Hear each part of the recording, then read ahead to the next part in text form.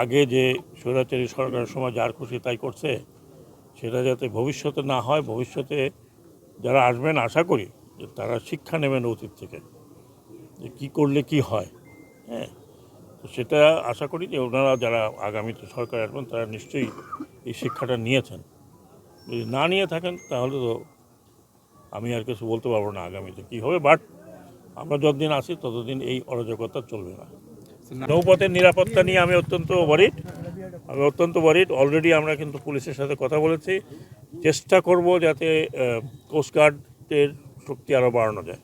সিল্কোর silk and shine, যাতে আছে argan oil ও ওট প্রোটিনের গুডনেস, যা আপনার চুলকে রাখে হেলদি অ্যান্ড শাইনিং।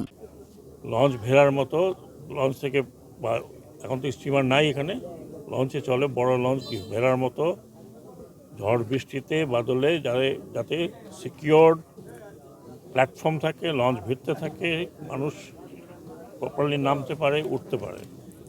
এই সব কারণে এখানে ওয়ার্ল্ড ব্যাংকের অর্থায়ন, আমি আবার বলছি, ওয়ার্ল্ড ব্যাংকের অর্থায়নে বেশ কয়েকটি ঘাট এই ভোলা ডিস্ট্রিক্টে অনেকগুলো আছে মনপুরা থেকে শুরু করে এ পর্যন্ত এই ঘাটগুলো তৈরি হচ্ছে। আমি আসছি জায়গাটা দেখতে, কারণ আমাদের কাজ অতি সত্বর শুরু হবে, যাতে এই অরাজকতা না হয়। যিনি ইজারা নেবেন তিনি ফিক্স করবেন কত টাকায় তিনি, বা আমরা বলে দিচ্ছি কত টাকায় টিকিটটা নেওয়া হবে।